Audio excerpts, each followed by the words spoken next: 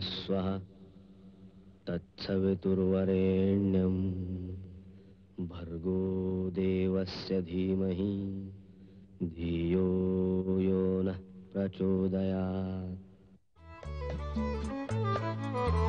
सुख आणिक दुःख यांना सांधते आहे, जीवनाशी ती कधीची भांडते आहे।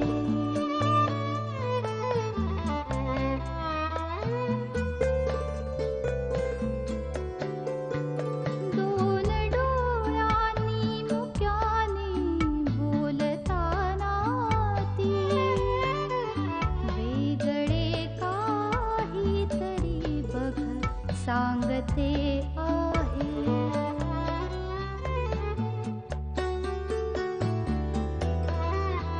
जीवनाचे एक गाणे गात जाताना वेगळीशी चाल त्याची बांधते आहे। जीवनासाठी जणू ही अकस्मिता, सुखाणिक दुःख वेडी अवंतिका।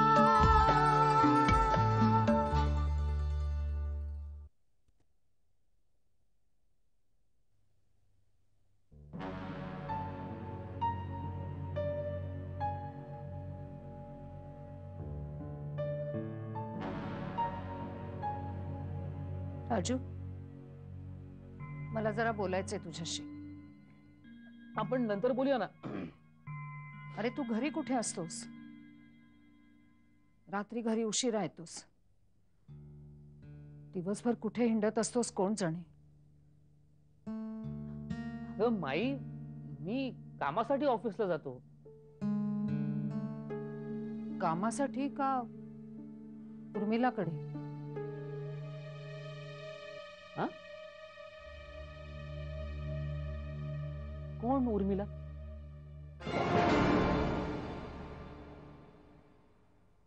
मला कळलंय सगळं।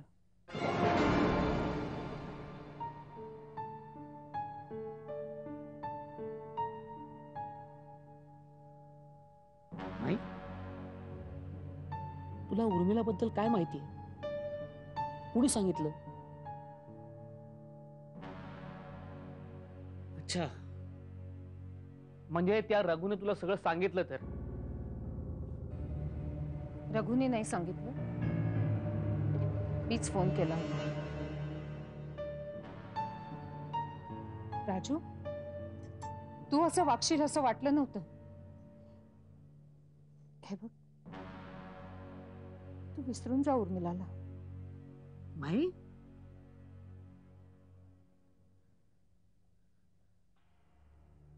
नाही माई, हे तर शक्य नाहीये। आयुष्यभर फक्त तुझ्या ऐकत आलो ना मी, म्हणून सगळं घडलंय। हे बघ, मी माझी चूक मान्य करते। माझ्या हट्टापायी घडलं हे सगळं, मान्य आहे मला। पण जे घडलं ना, ते तुझ्या नशिबात होतं राजू। हे बघ, आता वेडे हट्टापायी तू तुझं आणि उर्मिलाचं आयुष्य बर्बाद करू नकोस। अगं माई, तिचं नाममात्र लग्न झालंय त्या मिलिंदशी। ती माझी आहे, माझी बायको आहे, ती तुमची सून आहे। अगं माझा मुलगा वाढतोय तिच्याकडे, तुमचा नातू। माई, तुला असं वाटत नाहीये का तिनं आपल्या घरी यावं, तू तुझ्या नातवाला पाहावंस? या मधल्या काळात तिचं लग्न झालं नसतं ना, तर मी तिचा आनंदाने स्वीकार केला असता। मला वाटत नाही का माझ्या नातवाला पाहावं, त्याला घरी घेऊन यावं? पण राजू, त्या मोठ्या मनाच्या माणसाने त्यांचा मुलासकट स्वीकार केलाय.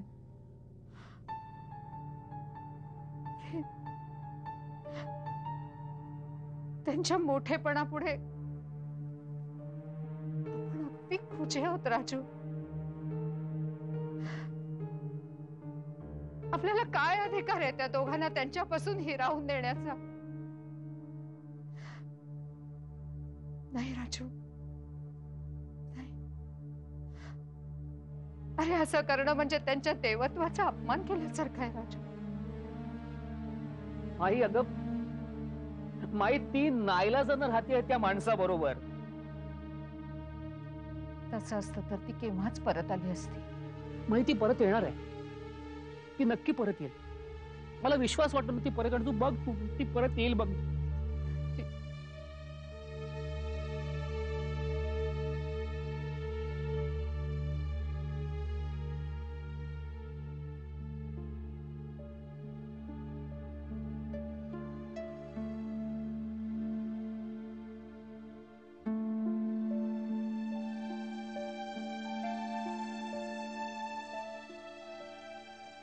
हो नाही, मला तर आता काळजीच वाटायला लागली. हो हो, मी बोलते त्याच्याशी. मग तुला परत फोन करते मी. हा चल बाय. सुरुचीचा फोन होता. काय शैलेश, तर काय चाललं कळलं ना तुला?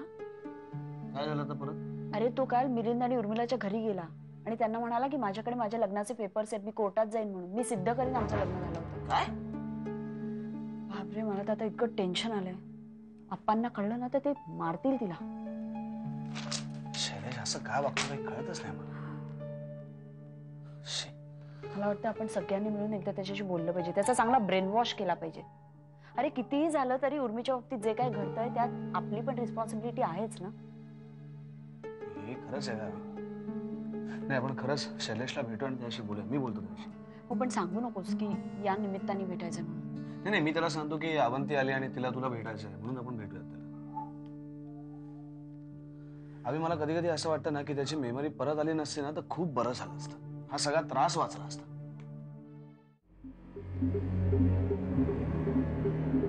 दिला शैलेशने काही स्टेप्स उचलण्याच्या अगोदरच आपल्याला काहीतरी ठरवायला हवं. म्हणजे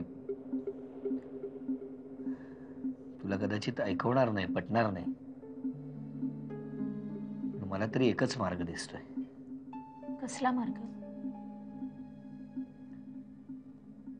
आपण शुभमला त्याच्याकडे देऊया. मिलिंद, तुम्ही असं कसं बोलू शकता?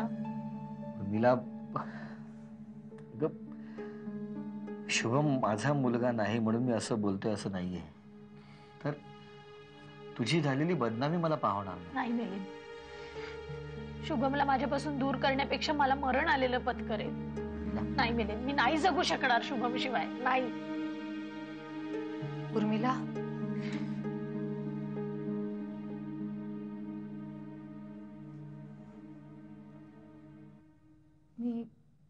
मी शैलेशची आई. नमस्कार, बसा ना.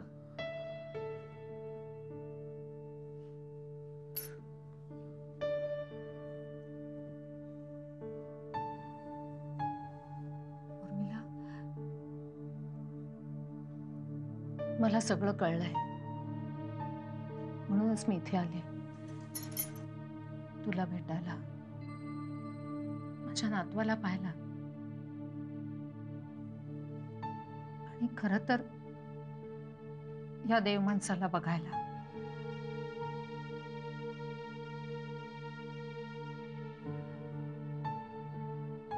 उर्मिला, तुम्हाला जो काही त्रास झालाय, मनस्ताप झालाय ना, तो फक्त माझ्यामुळे. आपल्या जातीचीच मुलगी हवी असं हट्ट धरणाऱ्या माझ्यासारख्या कितीतरी आया असतील, पण तो हट्ट किती व्यर्थ आहे हे वेळ आल्याशिवाय नाही कळत. उर्मिला, माणसाच्या जातीपेक्षा त्याचा स्वभाव महत्वाचा असतो. तू जर मिलिंदला सोडून माझ्या मुलाकडे आली असतीस ना, तर माझ्या मनातून उतरली असतीस. पण तू मिलिंदच्या प्रेमाची, त्यागाची जाणीव ठेवलीस. त्यावरूनच तुझं मन मला कळलं. एरवी मी तुझा सून म्हणून नक्की स्वीकार केला असता, पण आता तुझं लग्न झालंय तेव्हा शैलेशचा तुझ्यावर काही अधिकार नाहीये. तेव्हा आता तू या माणसासाठी जे करशील ना, ते कमीच असेल. मिलिंद, मला माहितीये शैलेश वेड्यासारखा वागतोय, मुलाचा हक्क मागतोय, त्यासाठी कोर्टात जायची भाषा करतोय. पण तुम्ही काळजी करू नका, मी त्याला समजावून सांगेन. त्याचे बाबाही सांगतील. खरंच काळजी करू नका. तुमचा संसार तर मोडणार नाहीच, पण शुभमलाही मी तुमच्यापासून दूर करणार नाही.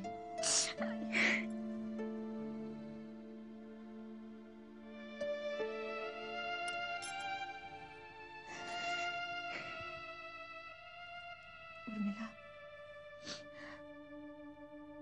मला शुभमला बघायचंय ग.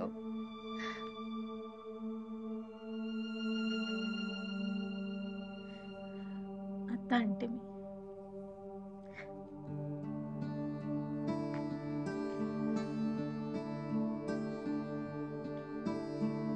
माई, मग तुम्ही त्याच्या आजी आहात, तुम्ही तर त्याला बघायलाच हवं. आणि माई, त्याला बघायला भेटायला तुम्ही कधीही येऊ शकता. गेली, तुम्हाला एक सांगायचंय. आता कुठलाही किंतु मनात न धरता मागचं सगळं विसरून जा आणि नव्यानं संसाराला सुरुवात करा.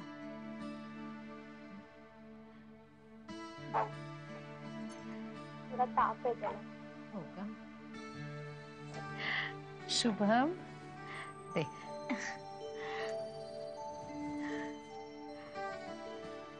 किती गोड आहे ग. खूप खूप आशीर्वाद याला. कष्ट काढून टाका याची. काय काय काय काय चक्क बोलायला मग तुमच्याशी. तुम्ही का असे हसू येतो बाळाला आजीला पाहून.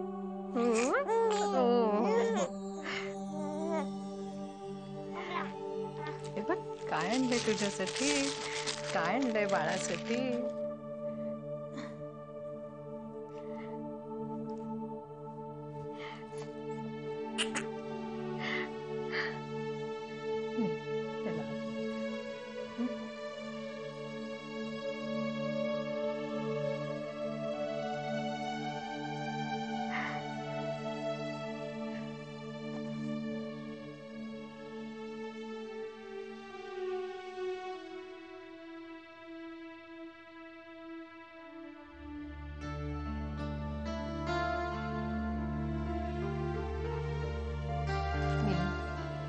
तुम्ही काही काळजी करू नका, मी शैलेशला समजावून सांगेन. येऊ.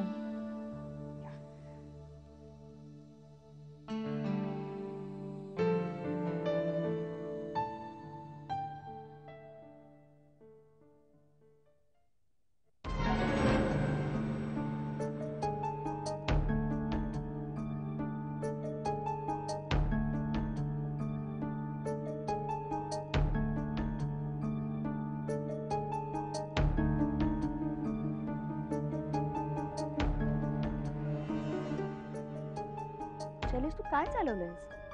शैलेश, तुझ्याकडनं ही अपेक्षा नव्हती. तुला आता खरं काय ते सगळं कळलंय ना? शैलेश, उर्मीचं लग्न झालंय. ज्या नवऱ्याला सोडून कशी येईल ती? तो फक्त तिचा नावापुरताच नवरा आहे. अजून माझ्यावरतीच प्रेम. तसं नाहीये शैलेश. हे बघ, तसं असतं ना तर मिलिंदला सोडून कधीच तुझ्याकडे आले. त्या मिलिंदने तिला इतकं ओबलाइज केलंय ना की तिला तिकडनं निघता येत नाहीये. असा तू स्वतःचा सोयीस्करपणे समज करून घेतो शैलेश. आम्ही आजपर्यंत तुला सगळ्यांनी खूप समजून घेतलं शैलेश, पण त्या दिवशी तू उर्मिला आणि मिलिंदला जे काय ऐकून आलास ना ते साफ चुकीचं आहे. शैलेश, काय करणार आहेस तू? तू त्या दोघांचं लग्न इल्लीगल आहे असं कोर्टात जाऊन सिद्ध करणार आहेस का? अरे या सगळ्याचा उर्मिलाला किती त्रास होईल याचा विचार केलायस तू? ती काय तोंड दाखवेल तिच्या आई वडिलांना, सासू सासऱ्यांना, नातेवाईकांना? उर्मिलाला असा त्रास झालेला चालणार आहे तुला? अरे पण माझं काय, माझा काय दोष आहे? तसं नाहीये Shailesh. We have sympathy for you. अरे पण छी यार.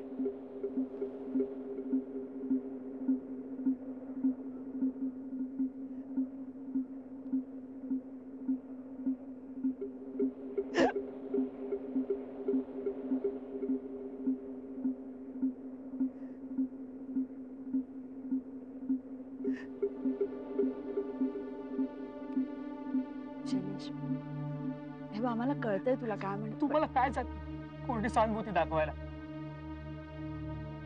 आता या सलीलला सांगितलं की मला विसरून जा, तो विसरू शकेल?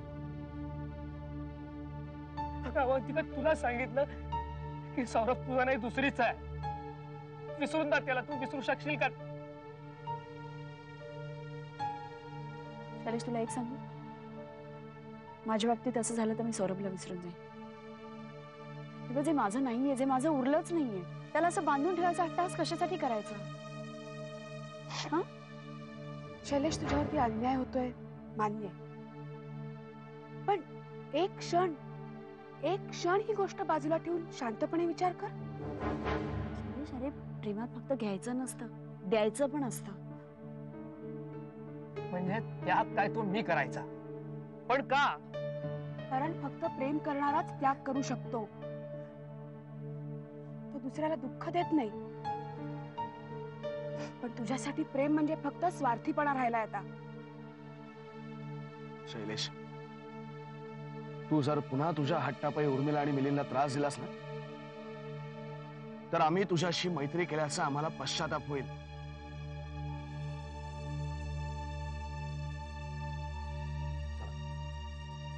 चल चल चला.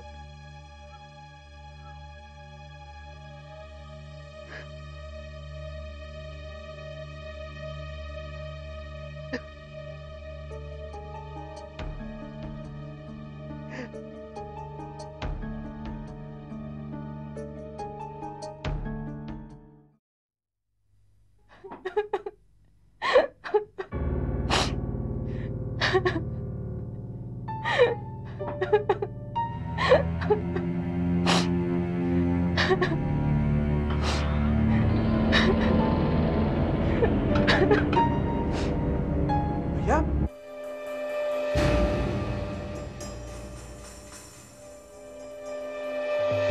भैया, बेटा, ये ऐसा नहीं करना, ये क्या कर रहे हो बेटा? नहीं बेटा, ऐसा पागलपन नहीं करते। पप्पा, मुझे मार जाने दो। नहीं बेटा, ऐसा नहीं करते बेटा। छोड़ दो पप्पा, मुझे मरना है। नहीं बेटा, ऐसा पागलपन नहीं करते बेटा, ऐसा पागल।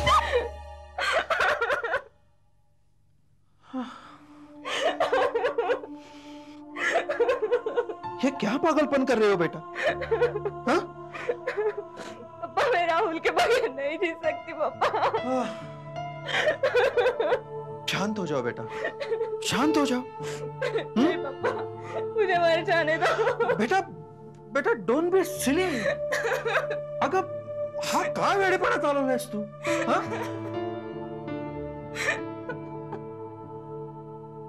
खरं तर त्याचं लग्न झालंय हे कळल्यानंतर तू त्याचा विचार सोडून द्यायला हवा होतास. पप्पा, but I love him. अगं पण तू त्याच्यावर प्रेम केलंस. तो राहुल होता, शैलेश नव्हता. हा शैलेश आहे, Shailesh. And he is married, having a kid. पप्पा, पण या सगळ्यात माझा काय दोष आहे? कसं विसरू त्याला? You have to be practical. हे बघ, तू मला सांगितलंस की तुझं त्याच्यावर प्रेम आहे आणि मलाही तो मुलगा चांगला वाटला, म्हणून मी लगेच काही अपोज न करता लग्नाला परमिशन दिली. पण आता